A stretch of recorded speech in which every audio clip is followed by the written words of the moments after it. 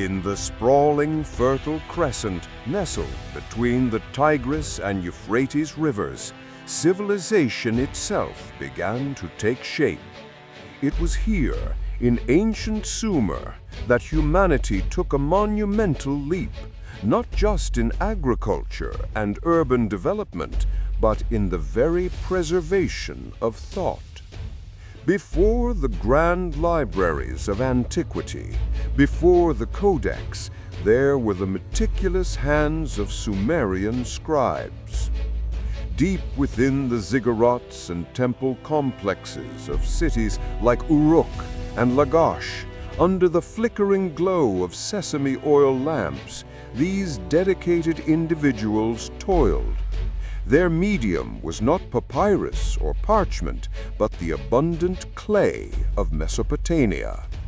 With reed styluses, they pressed intricate wedge-shaped marks, cuneiform, into soft, moist tablets. Each mark, a syllable, a word, a concept, an entire administrative record, or a fragment of epic poetry, carefully etched and then left to harden under the sun or baked in kilns for permanence.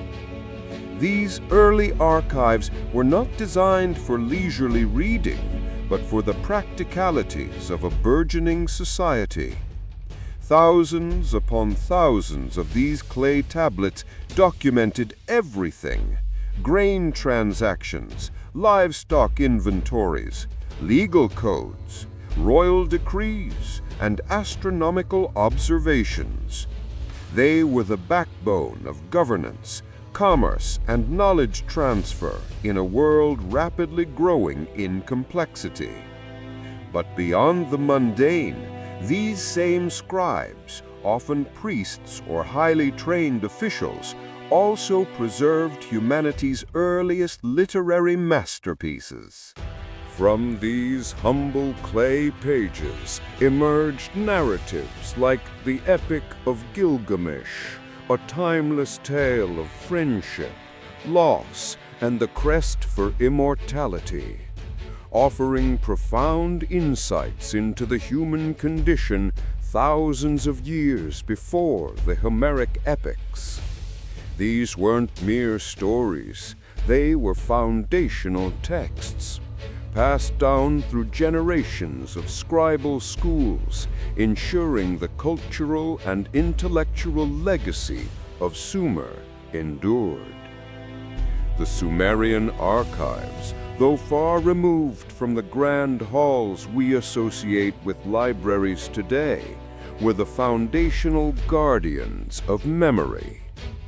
They represent the initial, vital step in humanity's collective journey to collect, store, and transmit knowledge across time. In their simplicity, these clay tablets held the seeds of all future libraries, proving that the impulse to preserve information is as old as civilization itself, a testament to our enduring need to understand our past and shape our future.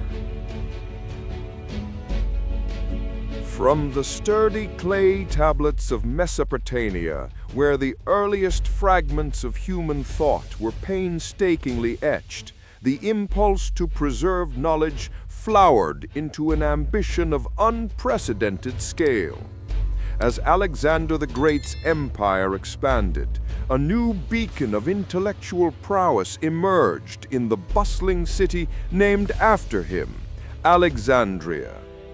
Under the visionary patronage of the Ptolemaic dynasty, particularly Ptolemy I Soter and his successors, the Mauseon and its magnificent library were conceived not merely as repositories, but as dynamic centers of learning for the entire Hellenistic world. At its zenith, the great library of Alexandria was an unparalleled marvel, a grand monument to human curiosity. Its immense halls, constructed with the finest materials, housed an estimated 500,000 to 1,000,000 papyrus scrolls, representing the collected wisdom of Greece, Egypt, Persia, India, and beyond. Scholars from every corner of the known world converged here, drawn by the promise of unfettered access to knowledge and the opportunity to engage with the greatest minds of their era. Imagine the scene: sunlight streaming through massive windows, illuminating dust motes dancing over towering shelves packed with countless rolls, each holding a treatise, an epic poem, a scientific observation, or a philosophical discourse. Within its hallowed precincts, scholars like Eratosthenes calculated the Earth's circumference with astonishing accuracy. Euclid systematized geometry, and Hipparchus mapped the stars. Not only was knowledge gathered, but it was actively created, translated, and critiqued. Scribes meticulously copied, edited, and cataloged scrolls, ensuring the dissemination and preservation of texts that would otherwise be lost to time. It was a veritable university long before the term existed, a crucible of intellectual ferment where disciplines intertwined and groundbreaking discoveries were made. The Library of Alexandria was more than a collection. It was a living, breathing testament to the power of shared intellect, a place where civilization itself could gather its thoughts, refine its understanding, and chart new courses for humanity. Its brilliance cast a light across the ancient world, shaping the intellectual foundations of millennia to come, a profound legacy that underscored the fragility and immense value of organized knowledge. Yet, even as the light of Alexandria shone brightly, casting its long intellectual shadow across the ancient world, it also highlighted a profound truth. Knowledge, though powerful, is incredibly fragile. Throughout history, the repositories of human thought, from grand libraries to humble private collections, have proven vulnerable to the destructive forces of time, neglect, and deliberate annihilation. The very act of gathering and preserving knowledge often runs parallel to its most devastating losses. The most iconic tragedy, perhaps, is the perceived fate of the Library of Alexandria itself. While its complete destruction in a single catastrophic event is largely a myth, centuries of neglect, gradual decay, political upheavals, and various fires, notably during Julius Caesar's siege in 48 BCE and later conflicts, chipped away at its vast collection. The magnificent scrolls, once painstakingly copied and catalogued, eventually withered, turned to dust, or were consumed by flames. Each loss an irreplaceable void in the tapestry of human understanding. Imagine the texts on ancient medicine, astronomy, or philosophy, forever silenced. But Alexandria was not unique in its suffering. Across the globe, similar calamities unfolded. The destruction of the Library of Antioch, the burning of the Serapeum, and the numerous losses of Roman libraries during barbarian invasions obliterated countless classical works. In the East, the Library of Nalanda in India, a colossal Buddhist learning center, was sacked and burned by invaders in the 12th century, eradicating centuries of Buddhist philosophy, science, and art. The Mongol invasions, sweeping across Eurasia, left a trail of devastated cities and annihilated libraries. Famously, consuming the intellectual treasures of Baghdad's House of Wisdom in 1258, where rivers reportedly ran black with ink from countless submerged manuscripts. Each instance represented not merely the physical destruction of scrolls or codices, but the eradication of entire lineages of thought, scientific breakthroughs, historical records, and cultural narratives. Languages became unreadable, entire fields of study vanished, and humanity was forced to rediscover truths that had already been ascertained. These ashes of knowledge are a stark reminder of our collective amnesia, a testament to how easily our shared intellectual heritage can be lost. And a perpetual warning that the guardianship of memory is an unending, vital task, demanding vigilance against the forces that seek to extinguish the light of understanding. The devastating losses of Alexandria, Nalanda, and Baghdad served as grim testaments to the fragility of knowledge. Yet even as civilizations crumbled and libraries burned, humanity's quest for understanding found new, unexpected sanctuaries.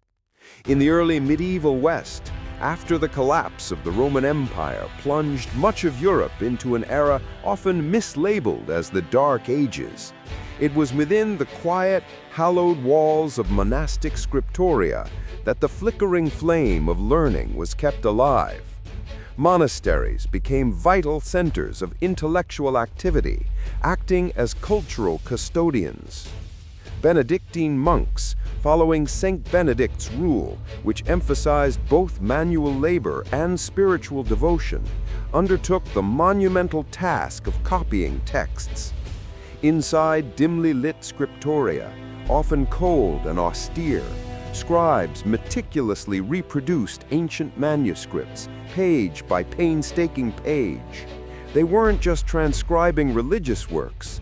Classical Greek and Roman texts on philosophy, medicine, and history, which might otherwise have been lost forever, were also painstakingly preserved. This arduous process involved preparing parchment from animal skins, grinding pigments for vibrant inks, and the intricate art of illumination, where skilled artisans adorned texts with gold leaf and elaborate miniature paintings. Each letter was formed with precision, each illustration a testament to dedication, transforming mere words into sacred artifacts.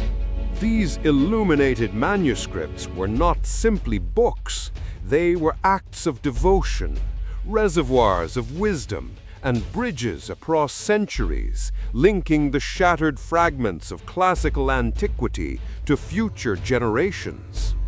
These cloistered scholars, often nameless, became the unsung heroes of intellectual continuity. Their unwavering commitment ensured that the works of Plato, Aristotle, Virgil, and countless others survived the tumultuous medieval period, laying the groundwork for later renaissances. Through their patient, often solitary labor, the knowledge that defined and propelled earlier civilizations was not extinguished, but transformed, patiently waiting for the moment it could once again ignite the wider world. Their scriptoria were not just workshops, they were the guardians of memory, preserving the very essence of human thought for future generations. As Europe grappled with fragmentation, a new beacon of learning shone brightly in the East. Across the nascent Islamic empire, fueled by a religious imperative to seek knowledge and a profound appreciation for scholarship, an intellectual renaissance was underway. In the heart of the Abbasid Caliphate, during the 8th to 13th centuries, the city of Baghdad blossomed into the undisputed intellectual capital of the world. Here, under the patronage of Caliph Harun al-Rashid, and especially his son al-Mamun, an institution unlike any other arose, the Beit al-Hikmah, or House of Wisdom.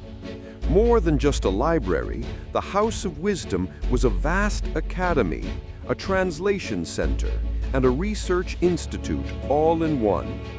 Scholars, often Christian, Jewish, Persian, and Indian, worked alongside their Muslim counterparts, united by a common thirst for knowledge. They meticulously translated ancient Greek, Persian, and Indian texts into Arabic. Works of Aristotle, Plato, Euclid, Galen, and Ptolemy, previously lost to much of the world, were now meticulously studied and absorbed. Imagine bustling halls filled with a vibrant confluence of cultures, where the wisdom of antiquity was not merely preserved, but critically examined, debated, and expanded upon. This was no mere transcription factory. The scholars of the Beit al-Hikmah pushed the boundaries of human understanding. Mathematicians like al-Khwarizmi developed algebra and introduced Indian numerals to the West. Astronomers mapped the heavens with unprecedented accuracy. Physicians advanced medical practices, and philosophers engaged in rigorous intellectual discourse. The widespread adoption of paper, a technology imported from China, revolutionized the dissemination of these discoveries, making books more accessible than ever before. Libraries throughout the Islamic world, from Cordoba to Cairo, mirrored Baghdad's dedication, becoming vibrant centers where knowledge was accumulated, shared, and celebrated. The House of Wisdom was a crucible of innovation, a testament to the idea that knowledge transcends cultural and religious divides. It did not merely safeguard the past, it actively built the future, fostering an environment where groundbreaking discoveries were made, forming the bedrock for future scientific and philosophical advancements. Its legacy, though later dimmed by external forces, remains a shining example of humanity's collective pursuit of truth, and a powerful reminder of how shared intellectual endeavor can elevate all of civilization. While the Islamic world championed paper and its profound impact on scholarly dissemination, Europe, recovering from centuries of relative intellectual dormancy, was about to experience its own seismic shift in how knowledge was recorded and shared. For millennia, the laborious process of hand-copying texts by scribes and monks had limited the availability and accuracy of books, making them precious commodities accessible only to a select few. Each volume was a singular, expensive artifact, prone to errors and slow to reproduce. This bottleneck severely restricted the spread of ideas and the pace of intellectual progress.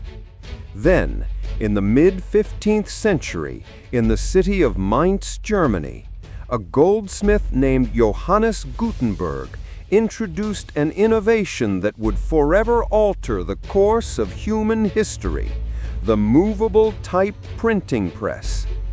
Building upon existing screw presses and coin punches, Gutenberg perfected a system of individual, reusable metal letters that could be arranged to form pages of text.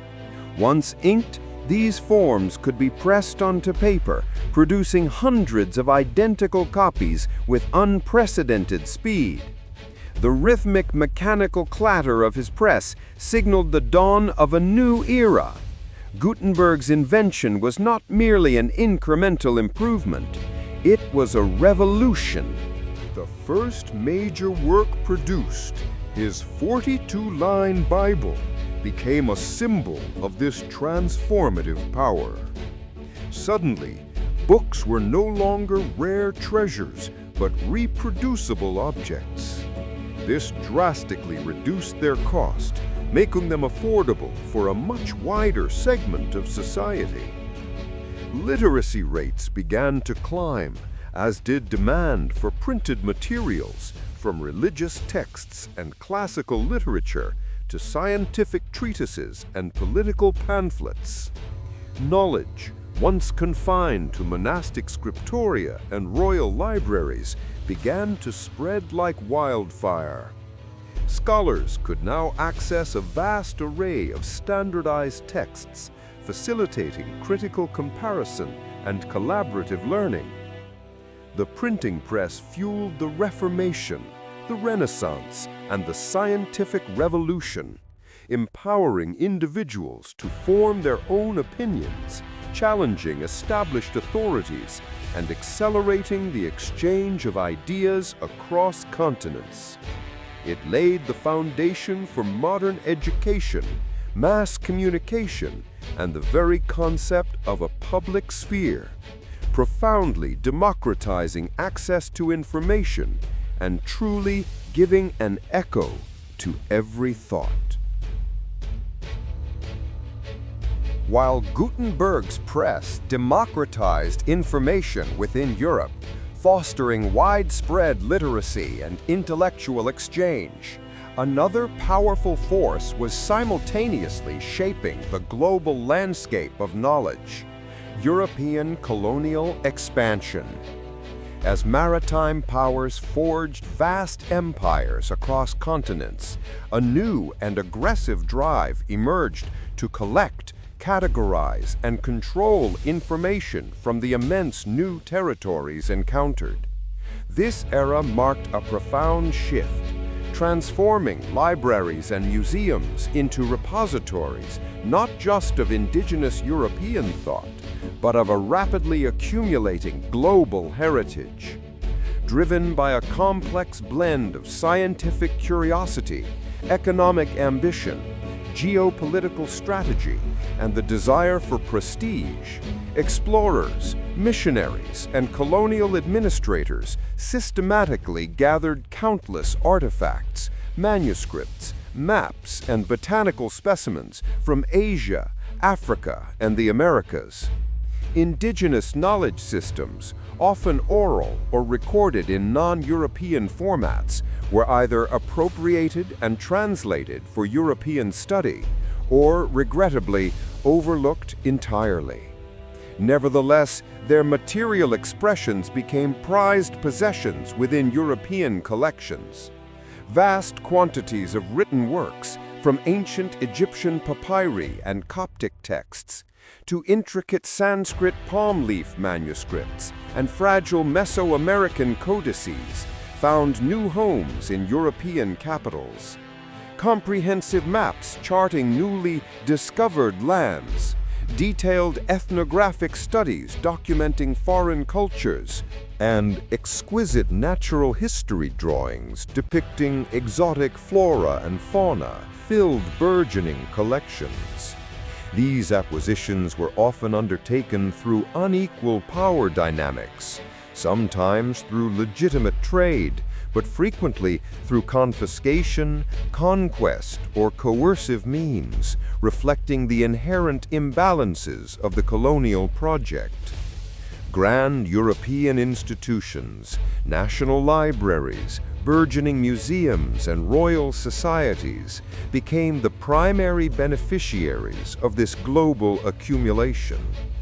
Dimly lit archives in London, Paris, Berlin, and other imperial centers swelled with treasures from across the globe. Row upon row of volumes, intricate maps, and meticulously catalogued artifacts told a complex story of empire, yet also formed the foundational collections for new scholarly disciplines. This era solidified Europe's role as the perceived custodian of global knowledge, a legacy that continues to spark intense debate about ownership and repatriation today. While the great national libraries of Europe amassed vast collections, often through colonial endeavors, their doors remained largely closed to the common citizen. Knowledge for centuries had been a privilege of the elite, guarded in monastic scriptoria, private collections, or university archives. However, the 19th century ushered in a transformative era, driven by the ideals of the Enlightenment and the societal shifts of the Industrial Revolution. A powerful new vision emerged that access to information and education was a fundamental right, not a luxury. This profound shift led to the birth of the modern public library. Across Britain, America, and continental Europe, a movement gained momentum, championing the idea of free, accessible knowledge. Philanthropists, social reformers, and civic leaders recognized the imperative to empower the burgeoning working classes and elevate society through literacy. Legislation, such as the Public Libraries Act in the UK, provided the framework for local authorities to establish and fund libraries through public taxation. No longer were these institutions exclusively for scholars or the wealthy. They were for everyone. The architecture of these new public libraries reflected their civic importance. Grand, imposing structures, often adorned with classical facades, marble staircases, and soaring reading rooms, became beacons of learning in urban landscapes. These buildings were designed to inspire awe and signify the value a society placed on knowledge. Inside, gas lights illuminated vast halls, filled with carefully cataloged books, periodicals, and maps, all arranged for easy access. For the first time, men and women from all walks of life, factory workers, shopkeepers, teachers, and children, could freely enter and engage with the accumulated wisdom of humanity. It democratized knowledge on an unprecedented scale, fostering self-improvement, social mobility, and an informed citizenry vital for democratic societies. These public temples of learning became engines of progress, transforming lives and communities by making the previously inaccessible universally available, forever changing the landscape of education and civic life, and laying the groundwork for the modern age's commitment to universal education and intellectual freedom. The grand marble halls of 19th century public libraries symbolized a monumental shift, democratizing knowledge for the masses. Yet, as the 20th century closed and the 21st dawned, humanity embarked on an even more profound transformation: the digital frontier. The advent of the internet and personal computing irrevocably altered how information was created, stored, and accessed, moving beyond physical paper to a realm of electrons and code. This new era saw the birth of immense digital repositories. What once required vast physical spaces for countless books could now be housed in sprawling data centers, silent behemoths of blinking lights and humming servers. These colossal facilities became the new libraries, containing unimaginable volumes of data, digitized books, academic journals, historical archives, multimedia, and user-generated content, all interconnected and potentially accessible from any corner of the globe. The promise of universal access, envisioned by early librarians, finally seemed within reach. Knowledge once confined by geography or institutional hours was now instantaneously available, breaking down barriers of distance and time. From ancient manuscripts meticulously scanned to real-time scientific research, The world's information became a vast, searchable ocean, democratizing understanding on an unprecedented scale. However, this digital revolution introduced unique vulnerabilities. Unlike physical deterioration, digital data faces threats from obsolescence, file corruption, cyber attacks, and technology's ephemeral nature. The challenge shifted from protecting artifacts from fire and water to safeguarding intangible bits from data rot and malicious intent. Ensuring the long-term preservation of this digital heritage demands constant vigilance, complex infrastructure, and dedicated resources. As we stand on this frontier, the guardians of memory continue their eternal quest, adapting to new mediums, committed to building and saving civilization's collective wisdom for all future generations. The profound challenges of the digital age, from data rot and obsolescence to cyber threats, underscore a timeless truth. The preservation of knowledge is an endless, evolving quest. From Sumerian clay tablets to today's vast digital repositories, humanity has consistently sought to safeguard its collective memory, adapting technologies and methods. This endeavor is not just about storage, it's about interpretation, accessible pathways, and ensuring the intellectual continuity of human understanding across generations. Consider the archivist, a solitary guardian bridging centuries. With one hand, they might carefully unroll a fragile ancient map, its parchment brittle with age, its faded lines charting forgotten voyages or ancient territories. This map, a tangible link to a bygone era, speaks volumes of human endeavor and the constant desire to understand our world. It represents the accumulated wisdom and triumphs of those who came before us, a testament to the enduring value of physical artifacts. Beside this delicate relic, a luminous holographic projection shimmers, displaying complex datasets, interactive timelines, or a vast interconnected web of real-time information. This striking juxtaposition embodies our current dilemma and ambition: how to honor the past while embracing the future. It's a synthesis of the tangible and the intangible, the analog and the digital, demonstrating that the core mission of libraries and archives remains steadfast, only its tools have dramatically transformed. This monumental responsibility for this endless quest ultimately falls to us all.